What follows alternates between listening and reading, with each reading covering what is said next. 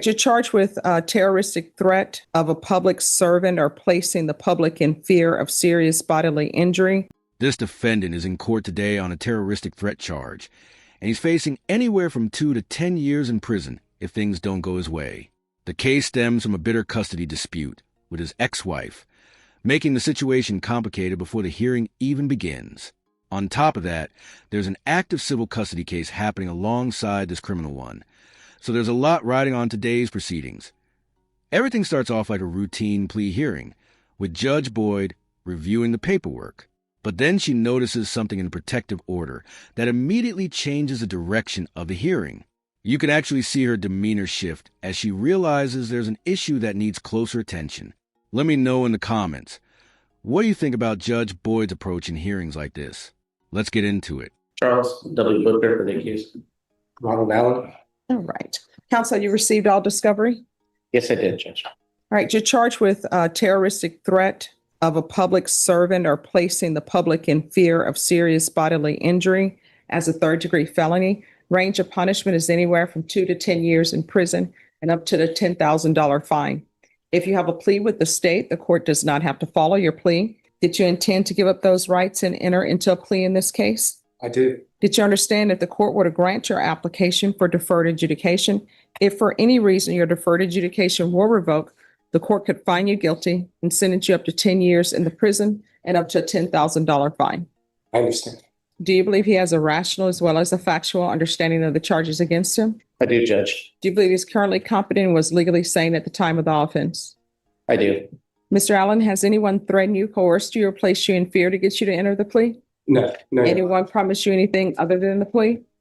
No, Your Honor. Are you a U.S. citizen? I'm sorry, not a U.S. citizen. That's not allowed to be asked anymore. Did you understand by entering in this plea, you could, if you're not a citizen, you could be deported, not allowed to re-enter the United States or denied naturalization? Did you understand? I do. Did you review the plea bargain page with your attorney? Did you understand it? I did. According to the plea, punishment is to be assessed at 3 years in the prison. There's a $2,000 fine. State is silent on your application for deferred adjudication. The state recommends community supervision. Did you understand that to be the plea? I did. Defense?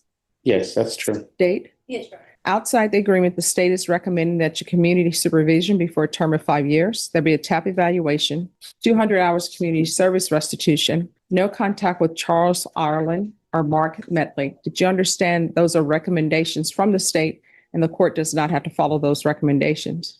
I understand. Then to the offenses charged, how do you plead? Guilty, not guilty, or no contest? No contest. State, any evidence? Yes, Your Honor. State tenders what has been marked States Exhibit 1 and all attachments. Court will accept into evidence States Exhibits 1 and attachments.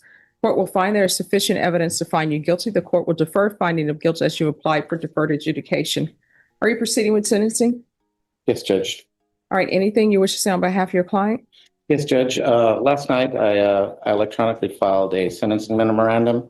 I think it's been accepted by the court, and I wanted to provide it to you along with the attachments. All right. Any objections to the court reviewing the? Okay. All right. Yes.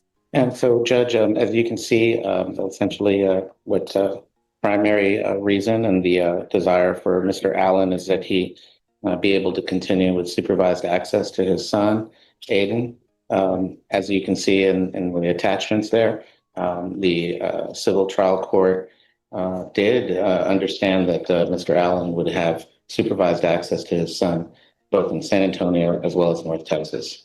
Additionally, we do know that on the 22nd, we received a letter from Thomas Villalobos, an update letter regarding bond conditions.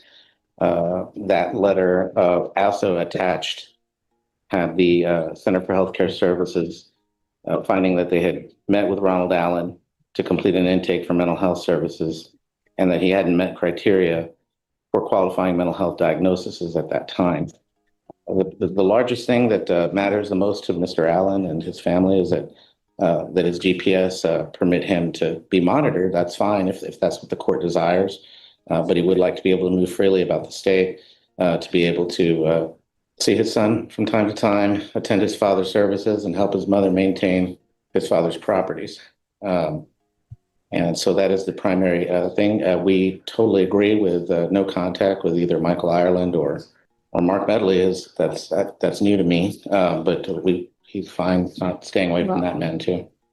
Based upon the judge's notes that you presented to the court, those are people that are listed under the protective order. And there's a third person, it appears, well, there are two other people. It appears to be either this is Gallegos, and then they have Ramirez, and Ramirez is listed as the amicus attorney. Okay, Judge, those are not, those are other litigants that were also in the judge's notes. Ms. Gallegos is actually here in the court, and she's the custody lawyer for Mr. I'm Allen. just saying, based the They're- judge's notes that you gave me, they have these people listed underneath protective order. This is the moment where the hearing takes an unexpected turn. Judge Boyd notices that the defendant's former custody attorney is listed in protective order, and it's clear that detail immediately raises questions. Even the defense seems caught off guard by what was just brought to everyone's attention. From the defendant's perspective, this isn't the kind of issue that's easy to explain away. When someone connected to the underlying custody dispute appears in protective order, it's understandable why the court will want clarification before moving forward. Whether this resulted from incomplete paperwork, a misunderstanding, or something more significant, judges generally don't like being surprised by important details, especially when protective orders and potential safety concerns are involved. From that point forward, you can tell Judge Boyd becomes much more focused on making sure she has the complete picture before making any decisions. What do you think? Was this simply a paperwork oversight? Or did Judge Boyd uncover something that deserved a much closer look? Judge, I don't think that's accurate at all. I think that's being misread right now because I mean, that's the only way I can read it and the reason why I'm saying that's the only way I can read it is because it lists Medley, it says protective order, and then indented right underneath, it says M. Medley, which is the state has outside the agreement. They're asking for a no contact order with that person, with Charles Ireland. And then they have someone by the name of Gallegos and Ramirez. right. And then right after it says that it has protective order, then right after it mentions those three names, then again, it says 2-year protective order granted as to, I believe that's the mother. That's the mother's name. Yes, Mrs. Allen. Yes. But there is no protective order granted in that order regarding Mark Medley, regarding any of those people. The only one that has a protective order granted against is the mother of the child that we're talking about here. Ms. Gallegos is here and she hasn't asked for a protective order. And we know that the amicus doesn't have a protective order either. Okay, so this is what I'm going to do. I've taken your plea, and if somebody can tender to the court whatever the orders are on the civil side, I'll review those because those judges' notes that were handed to me appear that there's a no contact order. And I think you want to have those, Right, exactly. know for sure whether it is or not, because otherwise you may be violating orders over there. Absolutely, absolutely, black and white. So what we're going to do is I've taken your plea. If you all are waiving PSI, I won't set it for a PSI. We'll just come back when I'm back. I'm going to be gone the first week of September because I have to go to a judicial conference, have to keep up my educational courses. And then the second week I have jury duty, and I can't have other people go to jury duty and sacrifice their work, but I'm not willing to do the same. So I have jury duty that week. So it'll have to be the third week in September, and that'll give everybody a chance and perhaps a chance for you to speak with the state with regards to all the names that they have listed outside the agreement, because they have Medley listed as a no contact person too. Well, and absolutely. And we understand that Mr. Medley called and asked for that kind of to be added to this order. That's my understanding from my discussions and my review of the state's file. But, I think the reason you see this line that says protective order plus merits is because that is what the topic of the entire, and what you're seeing here is actually the litigants that are, or the attorneys representing each of these litigants. The best way to discover what that means is Yes. the judge. I just have one request. We have services from my father September 5th. And I'm on the. Go to the DPS. services. Yes, thank you. Thank you. Yes. Absolutely. But here's the thing about going to those services and state, I've overstepped my bounds. Do you have any objections to his going to his father's services? All right. So what your attorney will need to do is I will print here a page with an order and I will do the style and you all need to write down your agreement. Okay, All right. absolutely. Thank you. So you're welcome. So Ms. Ferguson. Yeah. When can we bring this back? And when it come back, I will need specifically what the judge is saying on the civil side Yes. so that absolutely. this could a little bit be in harmony. Absolutely, I agree. All right, the 16th, is that enough time for you counsel to have everything ready? Yes, of course, Judge. And I want you to know that the civil court is waiting for the outcome of this case All right. in order to make their orders. And that's one of the reasons Ms. Gallegos is here. She- All right, Ms. Gallegos, if we can go off the record, Ms. Gallegos, if you'll come up. If you're enjoying these courtroom breakdowns, don't forget to like the video and subscribe to the channel. I also appreciate all of your comments and suggestions. So if there's a particular type of case or courtroom hearing you'd like me to cover in the future, let me know below. Now, let's get back to the hearing. All right. Hello, how are you doing? Yeah. Good, how are you? Good seeing you. Good to see you. So anyway, it appears the documentation that I've received that has the judge's notes, Mhm. the way it's written, it appears that you're a part of the protective order. Bentley is a part of the protective order.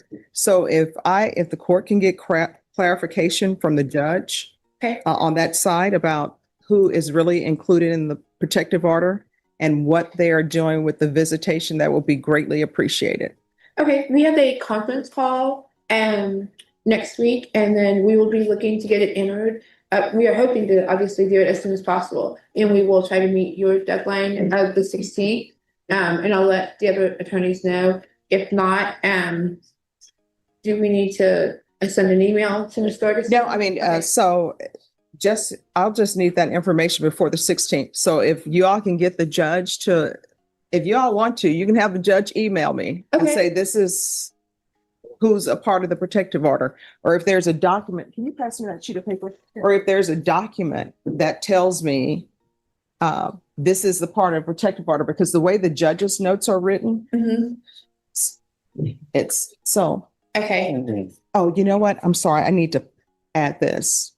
So normally on the civil side, Mr. Medley is first because he's Mhm. the petitioner. Margaret Gallegos, me, I represented the respondent, Mhm. and then Anna Ramirez was the amicus. Yeah, no, And then it goes down. The reason why I say that is Mhm. because in the plea bargain agreement, even though it's outside their plea bargain agreement, Medley is mentioned. I'm sorry, can I have that print out one more time? Oh, I don't- So that's why I Okay, need clarification, because the way that's written in the judge's notes, as you can see, it has a title protective order. Then it has a list of 3 people. Then underneath that list, then it comes back with a 2-year protective order. So it seems as though those are the people that he has a protective order against. So I would prefer that he know, I would prefer that I know, and probation knows. so on here it says 2-year protective order granted as to Mrs. Allen. But above it, it says protective order. Okay. So if you all will fill in the dates for him, please, and what you all have agreed on as far as his ability to go to his father's services. So that sheet of paper, if you can just put in the agreed times where he can travel for his father's services. Okay, I'll do that now. All right. And if you all will confirm that, and then we will come back. Norma, you said the 16th? Yes, ma'am. All right, so we'll come back on September 16th, and at that time, I will enter my order. And we're back on the record, Cindy. And counsel, it's the court's understanding you're waiving PSI and TAP evaluation. I would. All right, so thank you. Thank you, Judge. All right, Thank you. Thank you. Thank you so much. I appreciate it. And thank you for dressing appropriately for. Absolutely, absolutely. All right, and you're not excused until you sign the reset form, okay? Absolutely. Thank you. By the end of the hearing, the defendant leaves without being sentenced, which is probably not what many people expected considering the charge he's facing. But based on Judge Boyd's response, it's clear she wasn't comfortable moving forward until she received clarification from the other court involved in the case. Sometimes delaying a hearing isn't about giving someone a break. It's about making sure the court has accurate information before making an important legal decision. With a terroristic threat charge connected to an ongoing custody dispute, Every detail matters. If the information contained in protective order is accurate, it's understandable why Judge Boyd wanted those questions answered first, rather than rushing to a decision.